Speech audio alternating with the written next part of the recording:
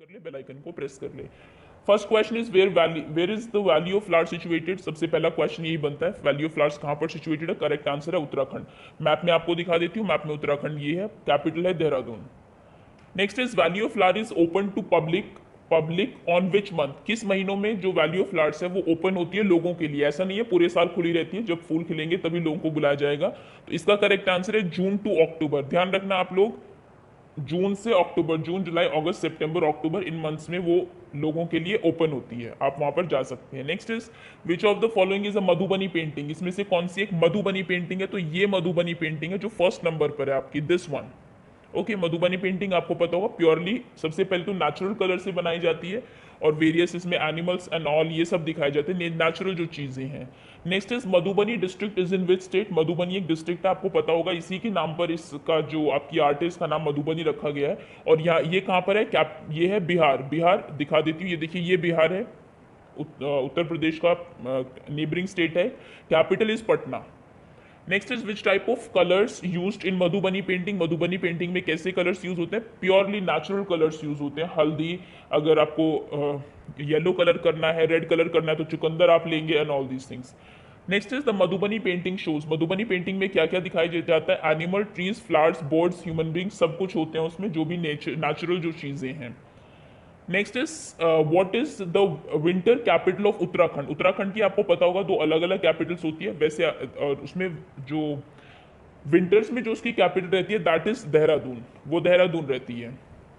उत्तराखंड ये रहा कैपिटल। अगर आपसे पूछा जाए तो आप देहरादून ही बताएंगे, बिकॉज सेकंड कैपिटल समर्स में कुछ दिनों के लिए ही होती है। Next is name the flower which grows on trees. कौन सा ऐसा फ्लावर है जो कि ट्री के ऊपर ग्रो करता है। तो इसमें लोटस, आपको पता है छोटा सा इसका प्लांट होता है, पानी के अंदर ये ग्रो करता है। गुलमोहर बहुत बड़ा ट्री होता है जिसके ऊपर गुलमोहर लगता है, रेड कलर के, ब्राइट रेड कलर के फ्लावर्स होते हैं। कदम, कदम भी आपका एक एक्चुअली ये खाने में भी यूज होता है ये फ्लावर आपका, और ये भी एक ट्री के ऊपर ही लगता है राउंड। अगर आपने, मैंने पिक्चर पहले आपको दिखा चुकी है, अगर आपने देखा हो तो देखिए ये कदम है। ओके, ये और इतना बड़ा पेड़ होता है इसका जिसके ऊपर ही लगता है बॉल जैसा। Next is which of the following flower grows on bushes. कौन सा फ्लावर बुश के ऊपर, झाड़ी के ऊपर लगता है। हिबिस्कस, कचनार या फिर वाटर लिली। वाटर लिली पानी में होता है, बहुत छोटा सा प्लांट होता है। कचनार आपका एक बड़ा पेड़ होता है जिसके की पूरा ट्री होता है, बुश नहीं होती, जिसका फ्लावर खाया जाता है। हिबिस्कस, इसको हम लोग चाइना रोज भी कहते हैं, हिंदी में आप गुड़हल बोलते हैं। ये देखिए पिक्चर भी आपको दिखाई, ये वो आपका फ्लावर है जो कि बुशेस के ऊपर लगता है। Next is what is capital of Bihar, ये मैं बता चुकी हूँ, Patna. Next question is identify the flower. इस फ्लावर को आइडेंटिफाई करिए, एग्जाम में डेफिनेटली पूछा जा सकता है आपसे, कोई फ्लावर आपको देंगे उसको बताइए कि ये कौन सा फ्लावर है। तो ये जो फ्लावर है आपका ये है चंपा, जैस्मिन एंड हिबिस्कस, आपको पता होगा। Next question is which of the following flower grows on creepers. इनमें से कौन से फ्लावर है जो कि क्रीपर के ऊपर उगते हैं। रंगून, गुलमोहर, कदम। गुलमोहर कदम ट्रीज के ऊपर उगते हैं, ये हम पहले देख चुके हैं, इनके फ्लावर्स खाए जाते हैं। रंगून आपका वो फ्लावर है जो कि क्रीपर के ऊपर उगता है, आपने देखा होगा गेट के ऊपर, कई बार गेट बेल भी इसको बोलते हैं क्योंकि बेल क्रीपर की फॉर्म में होता है, गेट के ऊपर पूरा फैल जाता है, बहुत सुंदर फ्लावर्स आते हैं इस पे। Next is flower which Bloom only in certain months. कौन सा वो फ्लावर है जो कि सर्टेन मंथ्स में ये ग्रो होता है, पूरे साल नहीं लगा रहता है। हिबिस्कस सदाबहार, ये आपके पूरे साल में ये फ्लावर जो है ये ब्लूम रहते हैं। रजनीगंधा वो फ्लावर है, रजनीगंधा अगर आपने देखा हो गजरे में यूज होता है, व्हाइट कलर का फ्लावर होता है जो कि सर्टेन मंथ्स में ही ब्लूम होता है। तो ऑप्शन सी करेक्ट है यहाँ पे आपका। Next question is in Uttar Pradesh vegetable of dashes made. Uttar Pradesh में किसकी वेजिटेबल बनाई जाती है, बनाना, लोटस या फिर कचनार, कचनार के फ्लावर की। ऑप्शन सी करेक्ट है आपका। नेक्स्ट इज केरला में, केरला में आपने देखा होगा बनाना का जो फ्लावर है उसकी वेजिटेबल बनाई जाती है। Next is which flower Bloom all round the year. कौन सा फ्लावर ऐसा है जो कि पूरे साल खिलता है। रोज, हिबिस्कस या फिर बोथ। तो दोनों ही फ्लावर्स ऐसे हैं, रोज प्लस हिबिस्कस, जो कि पूरे साल खिलते हैं, आपके पूरे साल ब्लूम रहते हैं। Okay, next question is name the flower which are used to make medicine. कौन से फ्लावर्स है जो कि मेडिसिन बनाने में यूज होते हैं। आपके ऑप्शंस हैं नाइट फ्लावरिंग जैस्मिन, कॉर्नफ्लावर, रोज या फिर ऑल। तो सभी के सभी तीनों जो आपकी फ्लावर्स हैं ये तीनों ही आपके मेडिसिन बनाने में यूज होते हैं।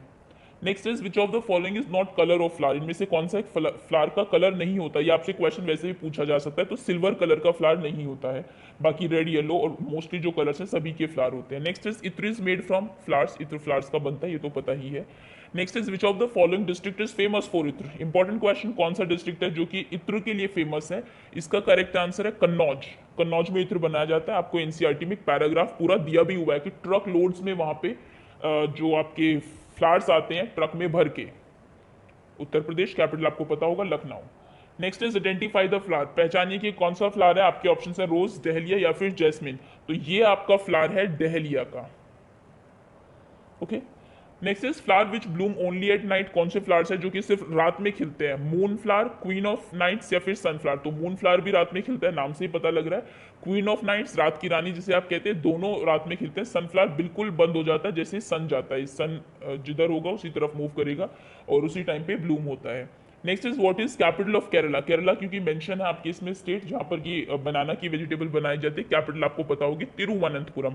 मुंबई कैपिटल है महाराष्ट्र की, लखनऊ कैपिटल है उत्तर प्रदेश की।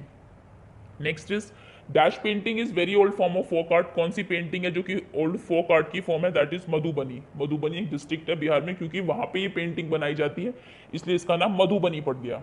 Next is rose is used as, rose को आप कैसे यूज करते हैं। मेडिसिन बनाते हैं, इसकी एडिबल फ्लावर है या फिर दोनों। तो रोज का आपकी एडिबल फ्लावर भी है, खाया भी जाता है गुलकंद वगैरह में, और इसकी मेडिसिन भी बनाई जाती है। रोज की बहुत सारी मेडिसिनल यूज आपने देखे होंगे। स्किन के लिए तो अच्छा है ही, आपने देखा होगा बहुत सारे जो आपके ब्यूटी प्रोडक्ट्स है उसमें रोज आपका होता है, रोज वाटर होता है। प्लस आईज के लिए भी बहुत अच्छा है ये। ओके, तो ये मेडिसिन के लिए एज मेडिसिन भी यूज होता है, एज एडिबल फ्लावर भी यूज होता है। Okay, next these questions are from chapter Changing Times now.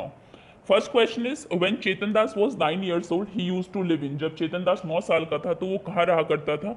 वो रहता था सॉरी डेरा गाजी खान में।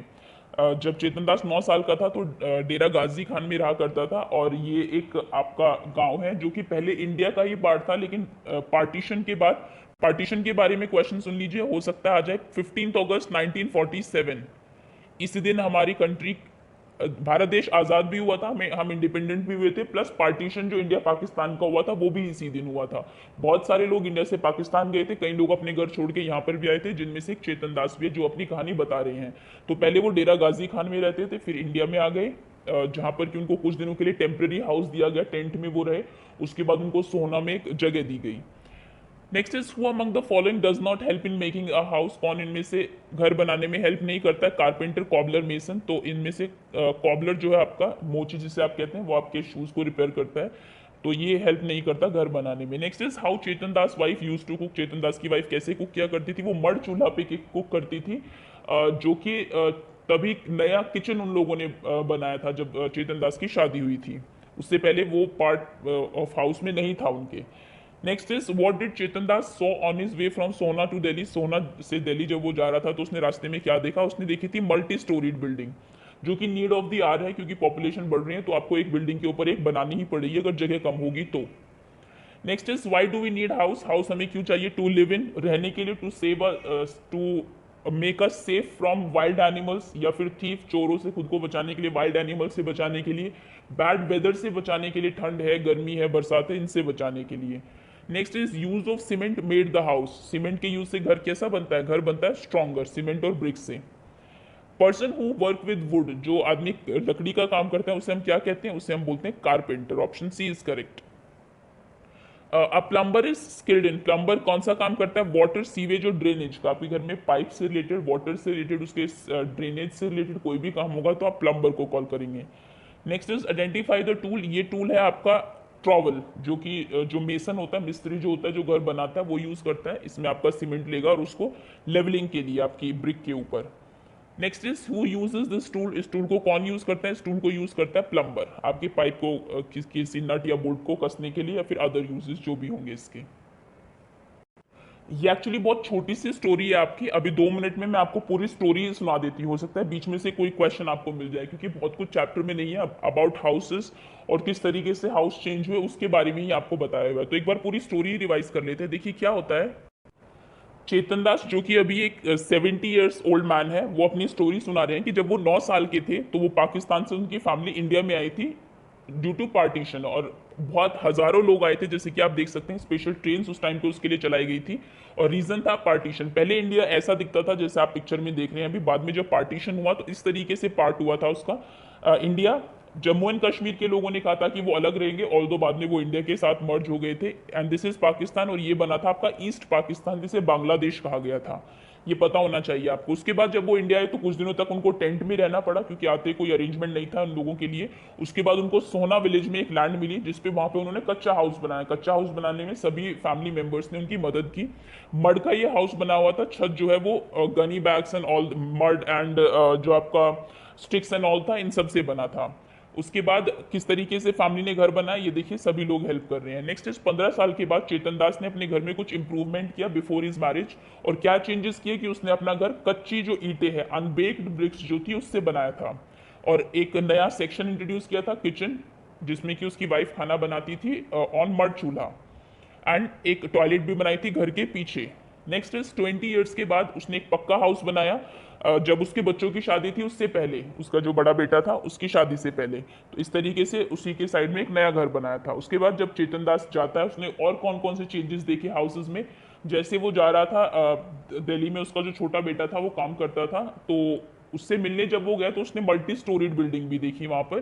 तो चेतन दास ने कौन कौन से चेंजेस देखे ओवर टाइम। पहले उसने कच्चा हाउस देखा, पक्का हाउस देखा, and then multi storied building देखी। नेक्स्ट आपको चैप्टर में बताया हुआ है कि घर बनाने में कौन कौन हेल्प करते हैं। देख लीजिए, आपको दिख रहा होगा मेसन लोग रहते हैं, कुछ लेबरर भी रहते हैं, मजदूर भी रहते हैं। उसके बाद इलेक्ट्रीशियन होता है, प्लम्बर होता है। ओके, मेसन के कौन कौन से टूल है ये भी देख लीजिए। Trowel and brick layer hammer. Brick layer hammer से वो ब्रिक को तोड़ता है, जितनी भी रिक्वायरमेंट है दीवार बनाने में या कुछ भी उसमें। और ट्रॉवेल से वो उसमें सीमेंट डालता है और उसको लेयरिंग करता है उसकी। कारपेंटर, कारपेंटर के टूल्स ये है। हो सकता है आपको कोई टूल दे दे या फिर कह दे कारपेंटर के 4 टूल्स बताइए। एक तो कीले उसको जरूर चाहिए, नेल्स। उसके बाद हैंड सो, कट करने के लिए किसी चीज को, हैंड ड्रिल, एंड ये आपका हैमर। प्लम्बर, प्लम्बर के टूल्स है pipe, wrench and plier. Okay, and last is electrician. Electrician जो घर में इलेक्ट्रिसिटी की वायरिंग एंड ऑल करता है। इसके टूल्स है टेस्टर, जिससे वो टेस्ट करता है यहाँ पर करंट है या नहीं, वायर्स एंड प्लायर। ये पूरा चैप्टर है आपका चेंजिंग टाइम्स। अब नेक्स्ट चैप्टर पर आते हैं। Next is the river's tale. Okay, so the first question is the disease cholera, typhoid and jaundice are caused due to the pollution of जो cholera, typhoid और jaundice होता है वो किसके पोल्यूशन की वजह से होता है। अगर आप पोल्यूटेड वाटर ड्रिंक करते हैं तो उसकी वजह से, या फिर साफ पानी नहीं है, उसमें कुछ गंदगी मिक्स है, तो उसकी वजह से आपको ये बीमारियां हो सकती है। वाटर बॉर्न डिजीज हैं सभी। क्वेश्चन ऐसे भी आ सकता है, write name of 3 water borne disease, तो भी आपको पता होना चाहिए, cholera, typhoid and jaundice. Next question is the flow of water is maximum in which season. जब बारिश होगी, आपको पता है, आपको जो रिवर्स हैं आपकी, उनको 2 जगह से पानी मिलता है। तो जहाँ से वो निकल रही हैं, ग्लेशियर्स पिघलते हैं, तो वहां से उनको पानी मिलता है। Second, rain.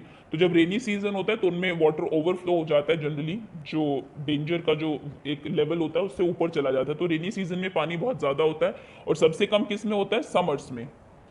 Next is dash is the process of contamination of water bodies by pollution, pollutants. जब आप पॉल्यूटेंट से किसी वाटर बॉडी को पोल्यूट करते हैं, रिवर, लेक, किसी को भी, तो उस प्रोसेस को हम क्या कहते हैं, उस प्रोसेस को बोलते हैं वाटर पोल्यूशन। ये आपकी वाटर पोल्यूशन की डेफिनेशन भी। अगर क्वेश्चन आता है व्हाट इज वाटर पोल्यूशन, तो आंसर यही होगा, water pollution is the process of contamination of water bodies by pollutants.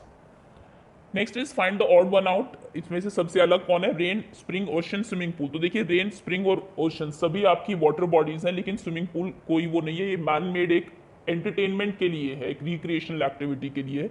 तो स्विमिंग पूल डिफरेंट है। Next is find the odd one out, cold and flu, diarrhoea, headache and back एक। तो इसमें देखिए कि आपकी जो बाकी चीजें हैं, कोल्ड एंड फ्लू, हेडेक और बैक एक, ये किसी बीमारी के लक्षण हैं। कोई बीमारी नहीं है अपने आप में, लेकिन डायरिया अपने आप में एक डिजीज है। तो ऑप्शन बी करेक्ट है आपके।